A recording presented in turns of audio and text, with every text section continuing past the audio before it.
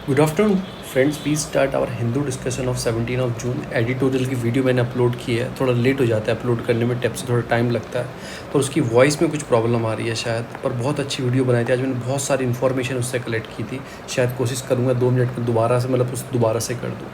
तो स्टार्ट करते हैं, हिंदू से स्टार्ट करते हैं। जो हिंदू में जो न्यूज़ है किसी चीज़ से रिलेटेड नहीं है।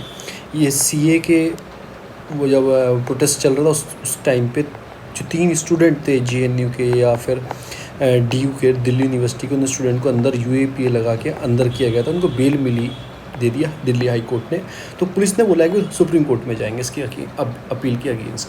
फिर ड्रोन का यूज़ करके वैक्सीन सप्लाई की जा रही है जो रिमोट एरियाज़ है उनके अंदर, तो वही सारी चीज़ है। इसमें पहले पेपर पे यही न्यूज़ है। मैं कोशिश करूँगा दोबारा से एक बार एक्सप्लेन कर दूँ एडिटोरियल को। ये अब हुड्डा गवर्नमेंट ने बोला ये हमारे लिए इंपॉर्टेंट नहीं है। जैसे जैसे मतलब अनएम्प्लॉयमेंट इंक्रीज़ होता है ना, अनएम्प्लॉयमेंट कब इंक्रीज़ होता है, जैसे रिसेशन इन द मार्केट है। रिसेशन मार्केट के अंदर है तो उससे क्या होगा कि चीज़ महंगी होंगी, कंजप्शन आप कम कर दोगे गुड्स एंड सर्विसेज का, तो लोगों की जॉब चली जाएगी, अनएम्प्लॉयमेंट हो जाएगा। तो उससे क्या होता है कि क्राइम इंक्रीज़ होता है। क्यों होता है? लोगों को खाने पीने के लिए नहीं रहेगा तो वही करेंगे, चोरी करेंगे, चकारी करेंगे, कुछ भी करेंगे, तो एक क्राइम इंक्रीज़ होता है। तो यही बोल सकते हैं कि आप ये भी बोल सकते हैं पॉवर्टी कब आएगी? खाने के लिए नहीं रहेगा, आपके लिए पॉवर्टी आएगी। Poverty is the mother of all crime, ऐसे आप बोल सकते हैं, या फिर कुछ भी आप लिख सकते हैं, poverty is the mother of all crime. तो मैं यही एक्सप्लेन करना चाहता हूँ इस वाले से। फिर सर्जिकल मतलब कि सर्जिकल स्पिट लोग पी रहे हैं, मतलब पता नहीं क्यों ऐसा लोग करते हैं, पता ही है। आगे चलते हैं। एडिटोरियल में दोबारा से आपको एक्सप्लेन कर दूंगा, मेरे जो दूसरे नोट्स हैं उससे एक्सप्लेन कर दूंगा।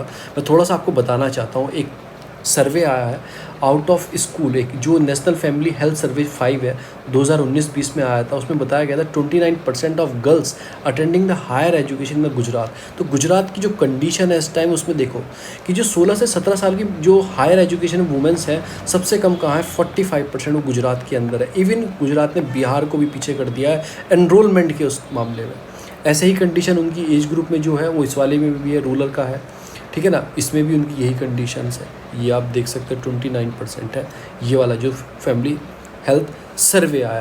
तो ये दर्शाता क्या है चीज़ों का कि जो है हायर सेकेंडरी में है कि गुजरात मॉडल क्या है। मुझे तो यही समझ में नहीं आया, किस चीज़ से आप नापते हो एजुकेशन कैसी है, हेल्थ स्ट्रक्चर कैसे, सोशल स्ट्रक्चर है सोसाइटी का, उससे तो पता लगता है चीज़ों में मतलब कितना चेंज हुआ है। ये डाटा शो करता है कि जो हेल्प एडमिशन ही नहीं लेते, वुमेंस एडमिशन नहीं लेते, पुअर कंडीशन वुमेंस की गुजरात के अंदर कैसी है। तो आपको याद रखना है, आपको लिखने के लिए आउट ऑफ स्कूल यानी कि स्कूल छोड़ दिया। दूसरी जो न्यूज़ आती है वो इंडिया ने लॉन्च किया डीप ओशियन मिशन, ठीक है ना। तो लॉन्च किया है, ये कैबिनेट मिनिस्ट्री ने लॉन्च किया है। तो इसमें क्या हुआ, एक लॉन्ग पेंडिंग मिशन था, इसको चालू किया गया। इसमें मतलब कि सबमर्सिबल व्हीकल बनाए जाएंगे जो पानी के अंदर जा सकते हैं। व्हीकल देखोगे आपने, केबिन से रहते हैं, बैठे रहते हैं, वो नीचे जाके कुछ ना कुछ एक्सपेरिमेंट करते रहते हैं। तो उस टाइप के मतलब कि ज़मीन तक जा पाए, 6000 मीटर तक, वो डेवलप किए जाएंगे। तो कुछ इसमें कंपोनेंट है, 5 कंपोनेंट है, मतलब इसके अंदर जो है 1 2 3 6 कंपोनेंट है इसके अंदर, वो हम पढ़ेंगे कि 6 कंपोनेंट क्या क्या है। एक तो सबमर्सिबल जो डेवलप करनी है, कैरिंग व्हीकल है जो पानी के अंदर चला जाता है, वो ऊपर से चला जाएगा पानी के अंदर, वो डीप में जाके चेक करेगा कि क्या क्या चीज़ें हैं, क्या क्या चीज़ें हैं। तो उस व्हीकल को डेवलप करना है। उससे फ़ायदा क्या होगा, जो इंटीग्रेटेड माइनिंग सिस्टम है ये डेवलप करेगा। माइनिंग जो आप मतलब कि पॉलीमेटल्स निकालते हैं, मेटल्स निकालते हैं, छोटे छोटे मेटल होते हैं, जिंक के, आयरन के जो अंदर होते हैं मेटल्स जो समुद्र के अंदर है, उनको निकालने के लिए, स्टडी करने के लिए इस टाइप के व्हीकल की ज़रूरत होती है। तो फर्स्ट टाइम उस व्हीकल को डेवलप किया जाएगा, फर्स्ट ईयर। सेकंड क्या किया जाएगा कि इसमें involve developing ocean climatical change advisory service. जैसे ओशन का क्लाइमेटिक चेंज हो रहा है, ठीक है ना, चेंज हो रहा है, तो वो कैसे रीड करेंगे, तो उस टाइप की कोई जो इसके एनवायरनमेंट क्लाइमेटिकल चेंज हो रहा है किस चीज़ का, ओशन का, उसको एक एडवाइजरी सर्विस निकाली जाएगी, मतलब रीड करके कि एडवाइजरी दी जाएगी कि ओशन चेंज हो रहा है, इसका क्लाइमेटिकल कंडीशन चेंज हो रही है, तो इस सब चीज़ का यूज़ किया जाएगा। सबसे सेकंड बात ये कि स्टडी करी जाएगी उसकी क्लाइमेट की, ये भी किया जाएगा, first year second year. Third जो बोलते हैं स्केल अप करना है, जो रिसर्च करनी है, मतलब कि सर्च करना है किस चीज़ को, डीप सी ओशन के फ्लोरा और फोना को, यानी कि एनिमल और जो उसमें प्लांट्स हैं उनको मतलब सर्च करना है, कोई न्यू वेराइटी मिल जाए, ये मिल जाए, ठीक है। फोर्थ क्या है कि मतलब इसमें क्या किया गया, एक्सप्लोर करना, आइडेंटिफाई करना है जो आपके पोटेंशियल सोर्स है, जो हाइड्रोथर्मल मिनरल्स होते हैं ना, हाइड्रोथर्मल मिनरल्स होते हैं, उनको क्या करना है, एक्सप्लोर करना है, उनको फाइंड करना है, आइडेंटिफाई करना है, ताकि उनका अच्छी चीज़ों में यूज़ किया जा सके। अर्थ, ठीक है ना, जो अर्थ के जो आपके मिड ओशोनिक रिज होती है, जहाँ से मतलब ये बोलते हैं कि सी फ्लोर स्प्रेडिंग होती है, ऐसे होती है, यहाँ पर नया होता है मतलब कि ज़मीन के अंदर से निकलता रहता है, जो आपके मेटल्स होते हैं जो गर्म होके, जैसे वोल्केनो होता है ऊपर, ऐसे अंदर भी होता है मिड ओशन रिव्यूज होती है, अटलांटिक में देख लेना। तो उसकी स्टडी की जाएगी, जहाँ पे ये हाइड्रो आपके थर्मल जो मिनरल्स मिलते हैं उनकी स्टडी की जाएगी। फिफ्थ कंपोनेंट उसमें क्या दिया है कि डिटेल इंजीनियरिंग, कि आपको क्या करना है कि ऐसे इंजीनियरिंग ऐसे मतलब कि एक्सपर्ट्स ग्रूम करने हैं, ऐसे एक्सपर्ट्स बनाने हैं कि वो डिटेल इंजीनियरिंग कर पाएँ किस चीज़ की, offshore ocean thermal energy conservation की, पावर्ड बाय डिसेंट्रल, इन सब चीज़ों की, मतलब कि इंजीनियरिंग सर्विस लानी है किस चीज़ में, आपको थर्मल एनर्जी जो आपका कंजर्वेशन में है। और जो फोर्थ प्लांट है, जो फोर्थ चीज़ है इसमें फाइनल जो कंपोनेंट है उसमें क्या क्या बताया गया है, ठीक है ना। सिक्स्थ वाले में क्या बताया गया, ग्रूम करना है कि एक्सपर्टीज़ डेवलप करना है, जिन्हें ओशनग्राफी आती हो, ओशन बायोलॉजी इंजीनियरिंग, उनके एक्सपर्टीज़ को डेवलप करना है। तो 6 है इसके अंदर। एक तो वो व्हीकल बनाना है जो अंदर जा सके पानी में, दूसरा क्या है कि डेवलप करना है कि क्लाइमेटिकल चेंज कैसे कैसे हो रहा है उसको रीड करना है। एक डी जो सी फ्लोरा और फोना को चेक करना है, एनिमल प्लांट का क्या कंडीशन है, जो मिड ओशनी के पास आसपास मतलब जो रिड्स के आसपास जो हाइड्रोथर्मल मिनरल्स मिलता है उनको चेक करना है। फिर ऑफशोर ओशन थर्मल जो एनर्जी कंजर्वेशन है उसके बारे में थोड़ा स्टडी और करनी है, कैसे हम और डेवलप कर पाएंगे प्लांट्स को, जो उसके प्लांट बनाते हैं। डिसेंट्रलाइजेशन प्लांट, मतलब डिसेंट्रलाइजेशन वो कर पाएँ, और इंजीनियरिंग एक्सपर्टीज़ डेवलप करना है। ये कुछ चीज़ें हैं कि डीप ओशन जो मिशन है वो 2019 में आया था, ठीक है ना, हम लेके आए थे। और उसमें कुछ जो यूएन की आपकी इंटरनेशनल सी बेड अथॉरिटी है वो एक्सप्लोर करती है किस चीज़ को, आपके पॉलीमेटेलिक नोड्यूल्स को। नोड्यूल्स क्या होते हैं कि छोटे छोटे यही होते हैं कि मिनरल जो आप अंदर से निकालते हो, कोल वोल में से निकालते हो, तो समुद्र के अंदर भी छुपे होते हैं वही सारी चीज़, जैसे आयरन हो गया, मैंगनीज हो गया, निकल हो गया, कोबाल्ट हो गया। तो ये सब चीज़ों को निकालेंगे, ये सारी चीज़ों को इस मिशन के अंदर किया जाएगा, डीप ओशन मिशन। हम इसमें से क्या पढ़ने वाले, एक बॉडी का नाम है यूएन की इंटरनेशनल सी बेड अथॉरिटी। वैसे हम एक प्लेलिस्ट भी है हमारी, इसमें सारी इंटरनेशनल ऑर्गेनाइजेशन कवर करेंगे, आप जाके सब्सक्राइब कर लेना चैनल को। डेली बेसिस पे पर मैं डालता रहूँगा, जब मुझे टाइम मिलेगा मैं एक ऑर्गेनाइजेशन 5 मिनट की वीडियो में एक्सप्लेन आपको करता रहूँगा। तो हम जो पढ़ने वाले हैं, इससे हम क्या पढ़ने वाले हैं, हम इससे पढ़ने वाले हैं आपका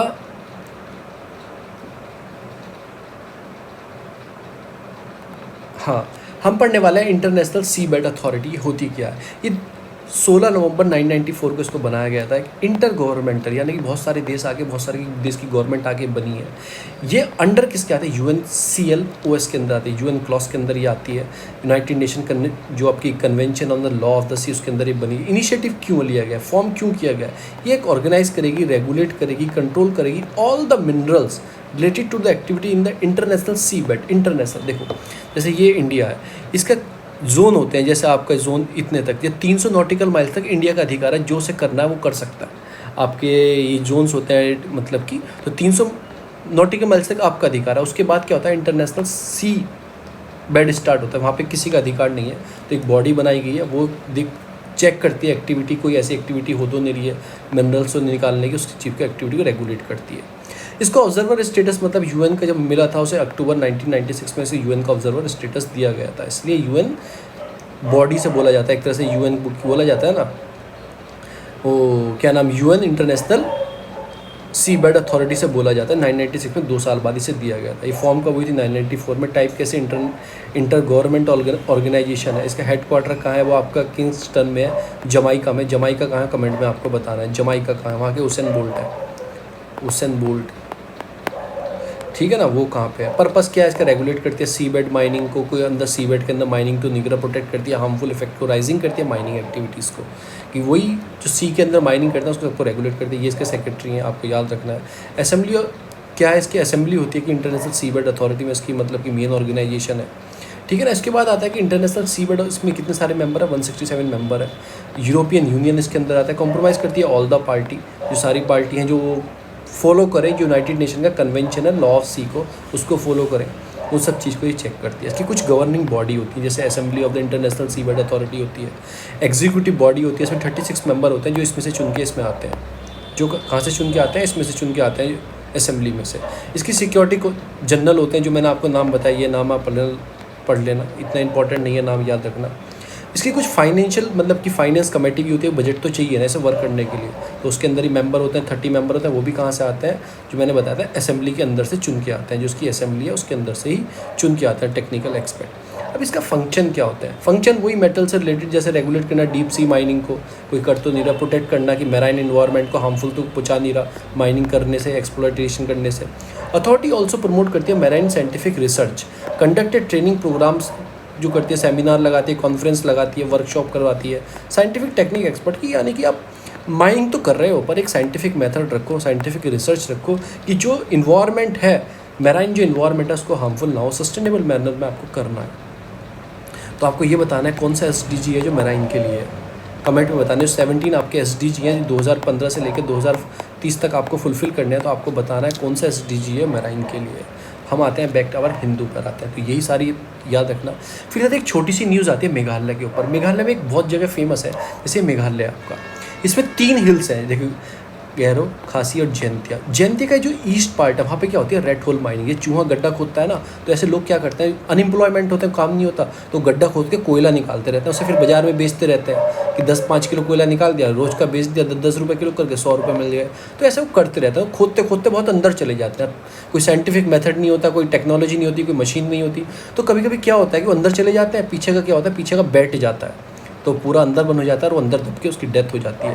तो इसको NGT ने भी, नेशनल ग्रीन ट्रिब्यूनल, हमने कल पढ़ा था, आज रिपीट नहीं करेंगे NGT के बारे में, ठीक है ना। बहुत बॉडी कैसी सब मैंने बताया था, NGT के बारे में बहुत बार बता चुका हूँ। आपको क्या करना है, जो डिस्क्रिप्शन बॉक्स है वहाँ पे जाके आप चेक कर सकते हैं कि कौन सा टॉपिक मैंने आज कवर किया। NGT ने भी, सुप्रीम कोर्ट ने बैन लगा रखा है रेड होल माइनिंग पे, ये इलीगल है, फिर भी लोग करते हैं। ईस्ट जैंतिया हिल्स में, जो मैंने आपको बताई, ईस्ट जैंतिया, गैरो, खासी, जैंतिया, यही डिस्ट्रिक्ट के नाम है वहाँ पे, यही आपकी ट्राइब्स रहती है मेघालय के अंदर, ये भी आपको याद रखना है। इसको बैन लगा रखा है, लोग फिर भी करते हैं। ये सारी चीज़ में बताया मैंने आपको, जगह ही बताई रेड होल माइनिंग कहाँ होती है और इलीगल है। आगे चलते हैं। आगे जो नेक्स्ट न्यूज़ आती है वो आती है आपका ओपन इंडियन पैसिफिक, कि जो इंडो पैसिफिक है ना, इधर जैसे ये हो गया ये, और ये हो गया आपका पैसिफिक, बीच में हवाई आइलैंड्स है, इधर जापान है, इधर आपका साउथ कोरिया, नॉर्थ कोरिया है, नीचे फिलीपाइंस है, इधर इंडोनेशिया, इधर पापुआ गुइनिया है, इधर ऑस्ट्रेलिया है, इधर आपका न्यूजीलैंड है। तो ऐसे सारी चीज़ हमने बता दी चीज़ें। फिर इधर आपका, इधर अमेरिका आ जाता है, इधर आपका लैटिन अमेरिका की कंट्री आ जाती है, इधर साउथ अमेरिका की कंट्री आती है बीच में। तो एक तरह से क्या करना है, राजनाथ सिंह कॉल किया है कि ओपन इंडियन पैसिफिक होना चाहिए सबके लिए। तो उन्होंने क्या किया कि India is a hope to, जो अभी कोड ऑफ कंडक्ट आ रहा है एक साउथ ईस्ट चाइना सी के ऊपर, कि जो चाइना का इतने सारे देशों से लड़ाई रहती है, इधर फिलीपाइंस से भी रहती है, जो 9 डैश लाइन बोलते हैं, 9 डैश लाइन, इधर जापान से भी लड़ता रहता है, इधर साउथ कोरिया से भी, नीचे और भी देशों से, इधर वियतनाम से भी बोलता है कि इधर हमारी सी है। तो जो फाइट चलती है, तो मिलकर जो नेशंस हैं, जो एशियान नेशन है, एशियान नेशन प्लस चाइना ने मिलकर एक कोड बिल लाने वाला है, उसका नाम है code of conduct South China sea की, किस पे किसका अधिकार है, किस पे किसका अधिकार है। तो एक लाइन डिफाइन करने वाला है। इससे इंटरनेशनल जो यूनियन है आपकी, united nation convention law of the sea, इसको भी थोड़ी राहत मिलेगी। बार बार केस इसमें जाता रहता है, कभी कोई देश लेके आ जाता है, चाइना ने ये कर दिया, वो कर दिया। तो राजनाथ सिंह ने यही बोला, एक तरह से आप क्या करो, ओपन कॉल फॉर, ओपन कर दो सबके लिए, मतलब इंडो पैसिफिक, ऐसा नहीं है वो कंट्री ले ले, वो कंट्री ले ले। जब ये आ जाएगा तो देख लेंगे क्या क्या इसके अंदर कोड के अंदर आया है। आगे चलते हैं।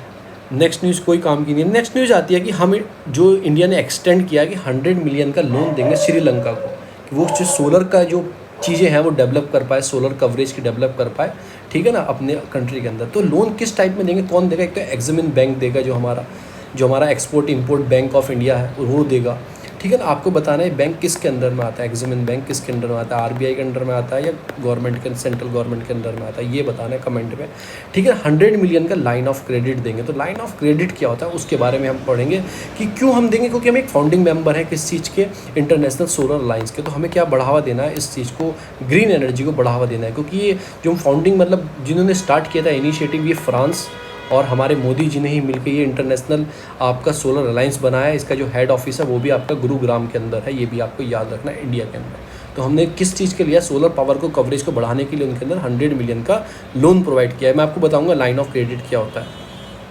फिर NCLT की बात है, उसमें डाउट किया कि वीडियोकॉन का प्लान जो कॉन्फिडेंशियल था उस पर केस किया, तो NCLT के बारे में हम पढ़ेंगे, लास्ट हम यही पढ़ने वाले हैं, फिर हमारा ये खत्म हो जाएगा। मैं ट्राई करूँगा दोबारा एक्सप्लेन करूँ एडिटोरियल को, ठीक है ना, आप एक बार पढ़ पाए। तो हम आते हैं अपने पॉइंट्स पे। तो लाइन ऑफ क्रेडिट क्या होता है, पहले मैं आपको जिस समझाता हूँ।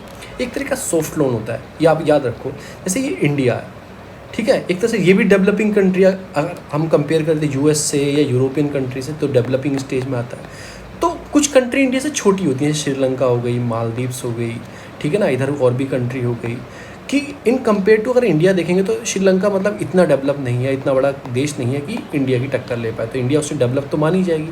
तो लाइन ऑफ क्रेडिट क्या होता है कि ये जो अपने से छोटे देश हैं या अपने से मतलब उनकी आर्थिक स्थिति कमज़ोर है, उन देशों को लाइन ऑफ क्रेडिट दिया जाता है। एक तरह का सॉफ्ट लोन होता है। कंसेशनल इसमें इंटरेस्ट रेट तो बहुत ही मिनिमम इंटरेस्ट रेट होता है, बहुत ही मिनिमम इंटरेस्ट रेट। तो ये क्या होता है, जैसे आप बिग बाज़ार जाते हो, बिग बाज़ार गए शॉपिंग करने, आपने वहाँ पे कुछ कपड़े खरीदे, ठीक है ना, फिर वो आपको एक कूपन प्रोवाइड कर देते हैं 100 रुपये का, कि आप हमारे पास नेक्स्ट टाइम आके शॉपिंग करना, इस 100 रुपये का कूपन आपको डिस्काउंट दिया जाएगा। तो इसी प्रकार का एक ये लाइन ऑफ क्रेडिट होता है। ये पैसे तो नहीं देते एक्चुअली, ये क्या बोलते हैं कि ये देखो 100 मिलियन का लाइन ऑफ क्रेडिट लो, एक तरह से 100 रुपये का लाइन ऑफ क्रेडिट आप लो, इस पैसे से आप इंडिया में आके कुछ भी खरीद सकते हैं, ठीक है ना। और जो आपको इंटरेस्ट रेट चुकाना होगा बहुत ही मिनिमम चुकाना होगा, बिल्कुल जो फिजिकल लोन मिलता है ना उससे बिल्कुल हार्ड लोन जो मिलता है, जैसे मैंने पैसे दे दिए, वो थोड़ा इंटरेस्ट रेट ज़्यादा होता है। पर लाइन ऑफ क्रेडिट से इंटरेस्ट कम क्यों होता है, क्योंकि ये यूज़ कहाँ कर सकते हैं, उस पैसे को हमारी कंट्री में यूज़ कर सकते हैं। और जो मैं हार्ड लोन देता उससे तो कहीं भी पैसा था इनके पास, तो कहीं भी किसी भी कंट्री में खरीद सकते थे कोई भी सामान। पर जो ये लाइन ऑफ क्रेडिट है आप अपने यहाँ यूज़ कर सकते हो। बिग बाज़ार का कूपन है, आप बिग बाज़ार में ही यूज़ कर सकते हो, ये नहीं कि आप नाइक के शोरूम पर जाके उसे कवर करोगे। तो ये अपनी कंट्री में आके इसको यूज़ कर सकते हैं 100 मिलियंस को, जो हमारी कंपनी के सोलर वोलर के प्लांट, मतलब सोलर जो बनाती हैं, प्लेटलेट बनाती हैं, कुछ भी सोलर के लिए काम करती हैं, उसमें यूज़ करेंगे। इससे क्या होगा, हमारी कंपनी जो देश है वो एक्सपोर्टिंग उसकी पावर बढ़ेगी, क्योंकि ये आएंगे ऑर्डर देंगे, यूज़ तो करेंगे ना 100 मिलियन का, हमारे यहाँ के ऑर्डर देंगे कि हमें इतने इतने सोलर के ये चाहिए, पैनल चाहिए, तो हमारा क्या होगा, हमारी कंपनी डेवलप करेंगी, तो हमारा क्या होगा, एक्सपोर्ट भी डेवलप होता है। तो एक्सपोर्ट डेवलप होता है हमारा इस वजह से, तो हमने इसलिए इंटरेस्ट रेट हम कम रखते हैं, अगर हमारी कंट्री में आके इसे वो यूज़ कर पाते हैं। देखो ये ना, developing country which ought to repaid by the borrowing government.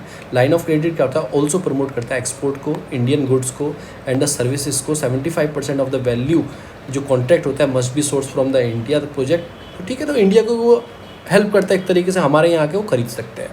ये सारी चीज़ में आइडिया लाइन ऑफ क्रेडिट का। अब इंडिया लाइन ऑफ क्रेडिट ही देता है, ये सॉफ्ट लोन की उसमें आता है। उसके बाद आता है नेशनल कंपनी लॉ ट्रिब्यूनल। ये क्वासी जुडिशल, यानी कि पूरी तरह जुडिशल नहीं, थोड़ी जुडिशल बॉडी है। ये एजुकेट करती है इशू, जो कंपनी से रिलेटेड फाइट चलती है ना, दो कंपनी के बीच में, गवर्नमेंट और कंपनी के बीच में, या फिर कोई लोन के सबके बीच में, तो यही देखती है NCERT, national company law tribunal है। ये फॉर्म हुई थी 1 जून 2016 को, ठीक है ना, as per the provision of, जब कंपनी एक्ट 2013 था उसके अंदर ये बनाई गई थी, आपको याद भी रखना है, तो इसके अंदर बनी है। अब ये करती क्या, ये रिकमेंडेशन देती है कि मतलब किसने बनाई थी, फॉर्म हुई थी, किसकी रिकमेंडेशन आई थी, जस्टिस इरादी कमेटी की जो रिकमेंडेशन आई थी, उसके बाद इसको फॉर्म किया गया था कंपनी एक्ट के अंदर। ये किसके अंडर में आती है, मिनिस्ट्री ऑफ कॉर्पोरेट अफेयर के अंडर में आती है, ठीक है ना। इसकी 15 ब्रांचेस भी हैं, डिफरेंट जगह, ये हमें याद भी रखना है। प्रिंसिपल ब्रांच न्यू दिल्ली में से याद रखना है। NCLAT is a responsible hearing the appeal. अगर इसमें आप केस हार जाते हैं तो आप कहाँ जाओगे, फिर जाओगे आप national company law appellate tribunal है ना, एपलेट अपील करने के लिए, तो इसमें जाओगे आप। अगर आप इसमें भी केस हार जाते हो, एपलेट ट्रिब्यूनल में भी आप केस हार जाते हो, तो उसके बाद कहाँ जाओगे आप, सुप्रीम कोर्ट जा सकते हो, ना कि हाई कोर्ट जा सकते हो। तो NCLT में केस हारी कोई कंपनी तो इसमें जाएगी, इससे केस हारी तो सुप्रीम कोर्ट के अंदर जाएगी। तो इसके ये कुछ प्रावधान है। फिर जो आती है इसकी जो बेंच है, डिफरेंट कंट्री में इसकी बेंच फैली गई है। उसमें एक प्रेसिडेंट होता है और 16 जो जुडिशियल मेंबर्स होते हैं, 9 टेक्निकल मेंबर होते हैं। आपको ऐसा याद रखना है। अभी कौन है NCLT के, जस्टिस कौन है, प्रेसिडेंट कौन है, मेन वो है MM कुमार करके। अब इसके फंक्शन क्या होते हैं, वही चेक करना है कि कंपनी के बीच में सच है कोई आर्ट्रीब्यूशन है, कोई फैसला कराना है, अरेंजमेंट कराना है, कॉम्प्रोमाइज़ कराना है, रिकन्स्ट्रक्शन करना है, विंडिंग अप करना है, कुछ भी केस को बंद करना है, तो ट्रिब्यूनल ही देखती है। एडजुकेटिंग अथॉरिटी क्या है कि मतलब जो इंसॉल्वेंसी के भी केस होता है, जब बाद में अगर वो इंसॉल्वेंसी केस नहीं सॉल्व कर पाती है, नहीं अपॉइंट कर पाती है, कोई प्रोफेशनल केस कंपनी सॉल्व कर ले, फिर केस कहाँ जाता है, NCLT के पास ही जाता है। It the above mention subject क्या है कि no civil court will be jurisdiction. इसमें और भी क्या है कि कोई सिविल कोर्ट जुडिक्शन नहीं दे सकती, NCLT जुडिक्शन देगी। Dispose the case pending in the board of the industry, इन सब केस को ये चीज़ देखती है, as well as the pending case of the, ये सबके बीच में है, इन सबको डिस्पोज कर सकती है। It also take up the those cases pending before the appellate authority, कोई इंडस्ट्रियल इन सबके भी केस ही ले सकती है, सुन सकती है। It can also take up the cases related to the, मतलब कि ऑपरेशंस या मिसमैनेजमेंट ऑफ कंपनी, उसके केस भी NCLT सुन सकती है।